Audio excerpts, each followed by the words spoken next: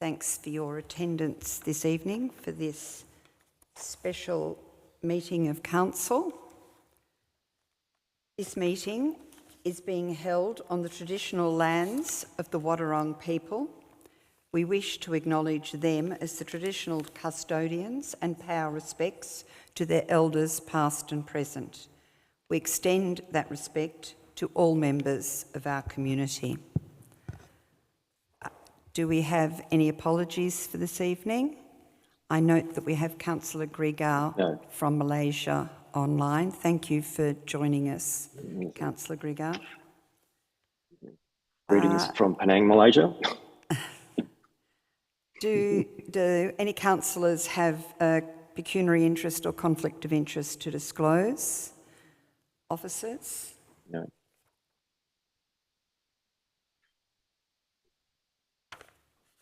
I move to item 4, which is regarding the request for the City of Greater Geelong to initiate a planning scheme amendment to rezone land at 2341 to 2349 Ballerine Highway, Point Lonsdale. And I'd like to move that Council writes to the City of Greater Geelong, thanking them for the letter they wrote to the Minister for Planning last Friday, the 12th of September, and requesting they continue to seek authorisation from the Minister for Planning to commence the process to rezone land at 2341 to 2349 Ballerine Highway, Point Lonsdale, thus initiating a planning scheme amendment. And further, to rezone the land from commercial 2 zone to a special use zone to recognise the strategic intent and objectives of the Point Lonsdale Structure Plan 2009, and to introduce a schedule to the proposed special use zone that would A, support uses that provide for small-scale, low-impact tourist-related uses and visitor accommodation that enhance the role of Point Lonsdale as a coastal tourism destination, and B, limit development to low-scale, environmentally sustainable design and landscaping that complements the gateway setting, and C, minimise noise, light spill and stormwater runoff into Swan Bay. Do I have a seconder for the motion? Thank you, Councillor Monaghan. I'll speak to the motion. I'd like to thank Trish Berry and all those involved with the Stop campaign and the work that they're doing. I'd also like to thank Peter Jewell, who was the first to inform councillors of this shocking proposal on the 1st of August. And finally, a thank you to the Mayor of the City of Greater Geelong and his team, who wrote to the Minister last Friday regarding this proposal. That letter included concerns the borough shares regarding this proposed development. Concerns about the visual and amenity impact on the significant gateway site to the borough, the viability of existing small businesses in both our townships, the detrimental impact on native vegetation, water quality and Lakers cutting, and the proximity to the Ramsar-listed wetlands, let alone compromising local habitat through increased noise and light.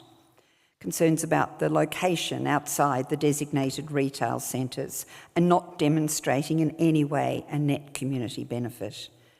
The isolation and the car-dependent position of the proposal with poor pedestrian and cyclist connectivity. The need for traffic impact assessments and stormwater management strategies, and the many questions about the alignment of this proposal with the Point Lonsdale Structure Plan.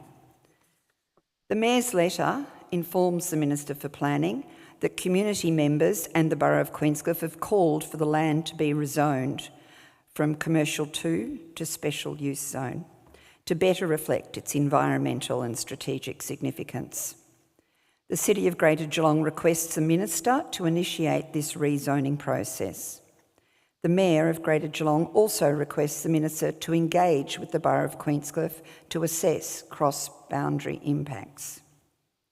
For that reason, we're asking the City of Greater Geelong to seek authorisation from the Minister for Planning to commence the process for rezoning and emphasise that our request for rezoning to special use zone requires a schedule tailored to include appropriately scaled, low-impact tourist accommodation or tourist-related uses. The Point Lonsdale Structure Plan was developed after considerable community consultation, and the recommendations were adopted by both councils and now informs part of the planning scheme. We all want the Minister to apply the planning scheme to the consideration of this proposal. And that planning scheme again identifies low-scale, low-key development on this gateway site. It identifies the threat and the inappropriateness of the commercial development and what the effect it would have on our established shopping precincts.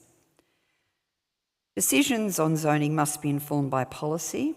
The policy settings in this case are strongly opposed to a supermarket development. The planning policies in this planning scheme designate it for rezoning to tourist accommodation facilities. It's unfortunate that successive councils over the years since 2011 have not tidied up this anomaly before. This is the work of local government, not dabbling in state and federal issues. This tidy up would correct an acknowledged anomaly, remove uncertainty for investment decisions in the Queenscliff and Point Lonsdale retail centres, and implement a long-standing, jointly adopted strategic direction. Councils across Victoria frequently initiate tidy-up amendments of this type when zoning no longer matches strategic intent. That's what we're seeking. Councillor Monaghan, do you wish to speak? Is there anybody against the motion? I'll put the motion. No. All those in favour? Unanimous. Thank you.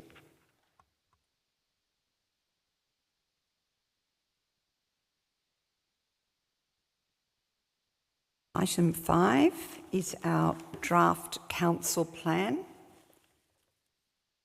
I'll take it as read.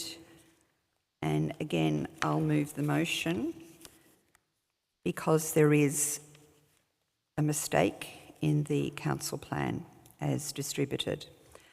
So the motion is that Council endorses the draft council plan 2025 to 2029 for the purpose of community engagement, subject to the draft council plan being corrected to include the vision statement adopted by Council at the ordinary meeting of Council in July 2025. That community engagement will take place between the 16th of September and the 14th of October. 2, reviews all the submissions received during the engagement period prior to finalising the council plan. And 3, considers a motion to adopt the draft council plan 2025 to 2029 at the ordinary meeting of council in October 2025, having regard to all submissions received. Do I have a seconder for that motion? Thank you, Councillor Cameron. Do you wish to speak, Councillor Cameron? All right, is there anybody against the motion? All those in favour? Unanimous. Thank you.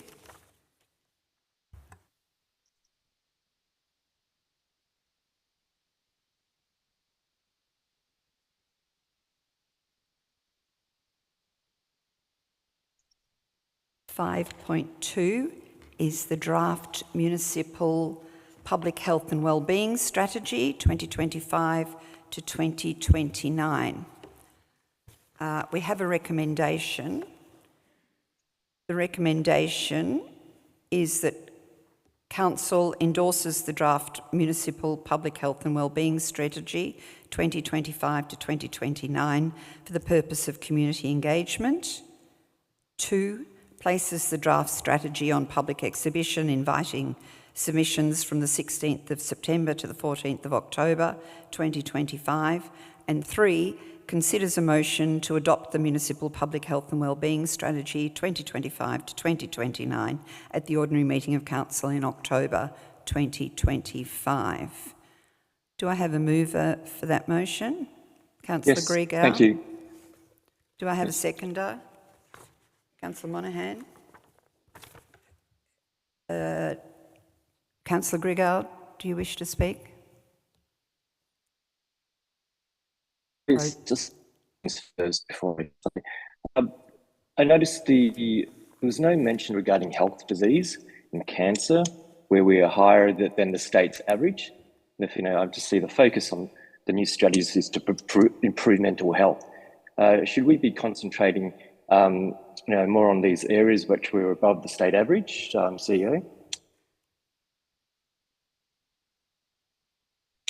Through you, Mayor, I think the purpose of the strategy is to really look at those things that we can do in a preventative health context.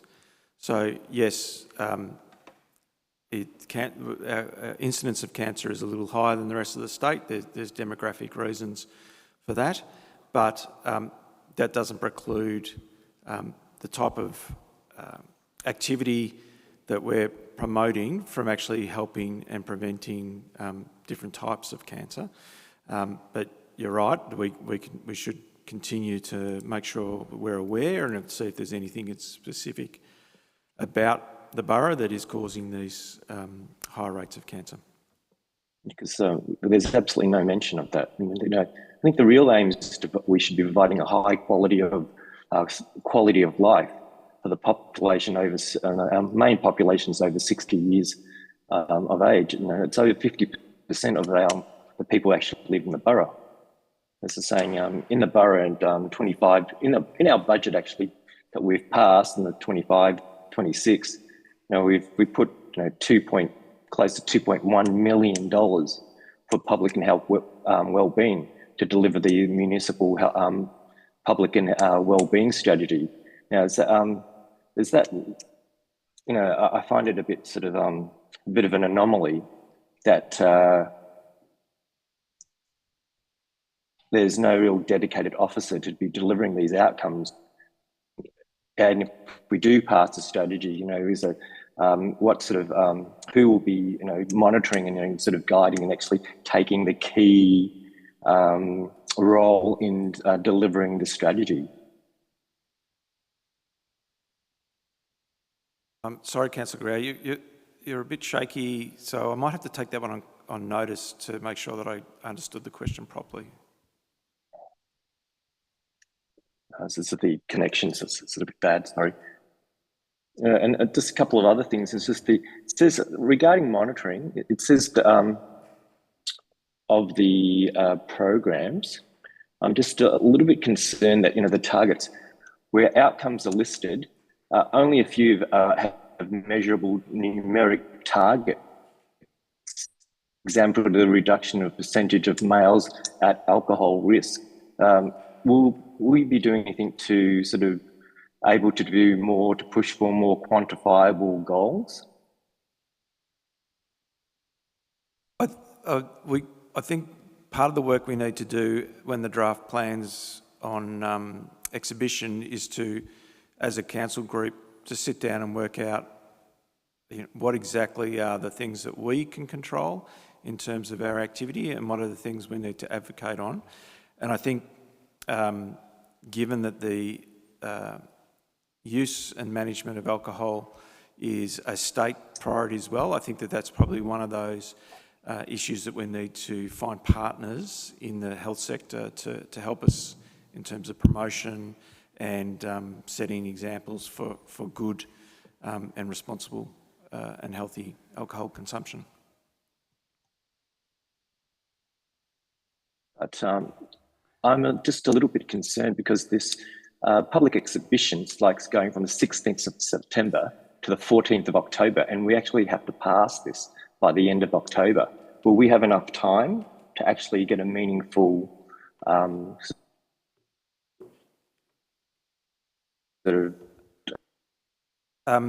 Sorry, if I answer. Well, question correctly, there may be things that we don't have time to resolve, but that following the exhibition, we may decide that the document needs to be amended or written in such a way as that we continue to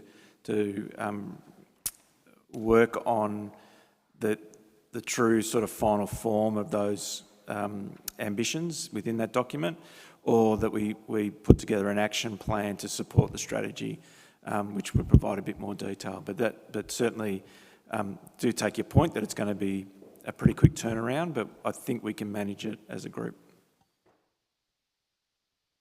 Thank you. Thank you. And did you wish to speak? Anyone against? All those in favour of the motion? Thank you. Passed unanimously.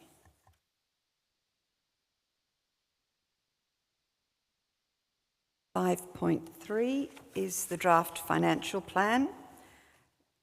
The recommendation is that Council endorse the draft long-term financial plan 2025 to 2035 for the purpose of community consultation, which will take place between the 16th of September and the 14th of October 2025, reviews all the submissions received during engagement period prior to finalising the long-term financial plan 2025 to 2035, and considers a motion to adopt the financial plan 2025 to 2035 at the ordinary meeting of Council in October 2025, having regard to all submissions received. Do I have a mover for the motion? Thank you, Councillor Cameron. Do I have a seconder? Thank you, Councillor. Oh, you're out of my sight. I'm sorry, Councillor Tolhurst. Councillor Tolhurst. Councillor Cameron, do you wish to speak?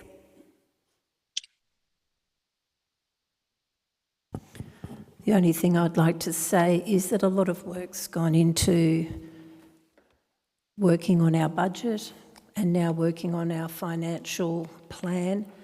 And I think it's something that we as council should be very proud of, is the work that we have done in doing that, both those important documents. Thank you, Councillor Cameron. Councillor Tolhurst, did you wish to speak? Yes, just to acknowledge that this is a draft plan that's really considerate to the financial environment we find ourselves in, and attentive to needing to be very smart with limited income sources and resources, which is a problem the sector faces generally across Victoria. So sustainability is a perpetual consideration.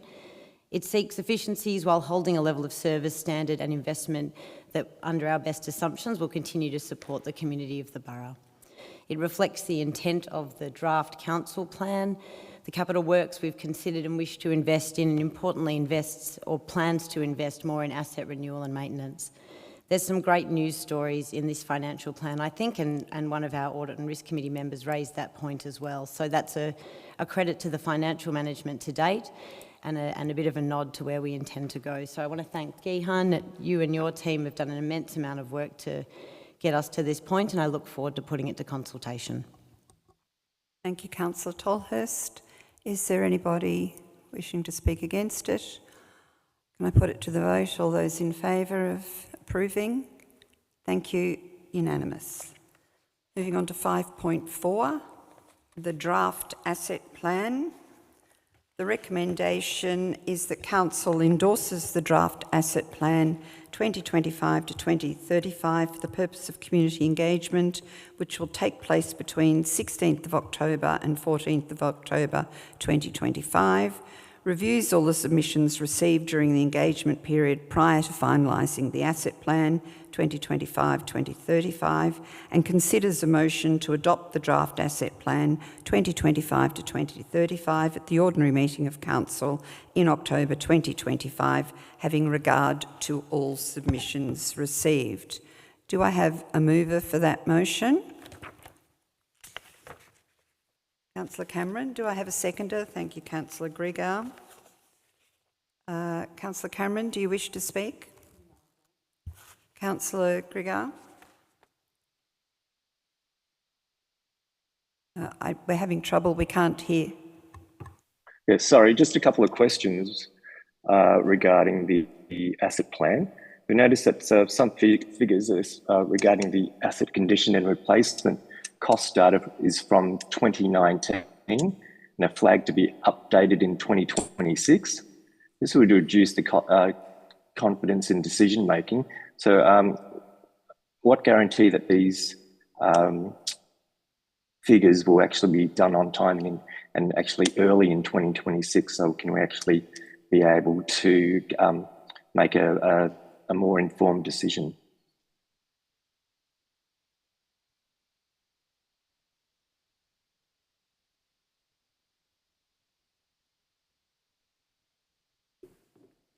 Thank you, Councillor Gregor, and good evening, councillors. Thanks for the question. So behind the draft asset plan, we have an asset management plan for each of the asset classes. So an asset management plan for roads and footpaths, an asset management plan for our buildings, an asset management plan for our urban stormwater drainage, and another one for our open space. In preparation for the draft asset plan, we've reviewed at draft level our asset management plans for our roads, our buildings and our drainage. We're yet to do that for our open space. Our improvement plan for our asset management includes improving our data around our open space assets. All other asset management plans will bring the draft asset management plans to council progressively in the coming months after the adoption of the asset plan. And with the case of the open space, over the next 2 years, we'll have an improved register and asset management plan coming to council to improve that knowledge base and give you that information for better decision making. Thank you. And also regarding the service levels, actually not defined. So the document notes that satisfaction ratings and issues roads, recreation appearances of public places, but they actually do not specify the agreed service level standards or performance targets. Will we have that in the final draft after consultation? Look, I'd have to take on notice the question. I haven't got the document in front of me, but yeah, I'm happy to take that question on notice and provide you an answer. Okay. And what about the appendices that are sort of incomplete? Fact sheets are described as a sample provided but not fully developed. Will these be, will we have these done in the final draft that we'll be sort of voting on in October? Yeah, absolutely. And they're attachments to the asset plan. The intent is they're updated every time we update the work on our asset management plans, that we can include a new up-to-date attachment in between the 4 yearly reviews of the asset plan. So as we bring these asset management plans to you, those fact sheets will be updated with the most up-to-date information, and that will happen on a continual rolling basis. Thank you for your work. That's fine. Thank you. Thank you. Thank you. Did anybody wish to speak against the motion? I'll put the motion. All those in favour? Thank you. Passed unanimously. That being the case, we have finished our business for this evening, and so I'll close the meeting at 17:38. Thank you all for your attendance.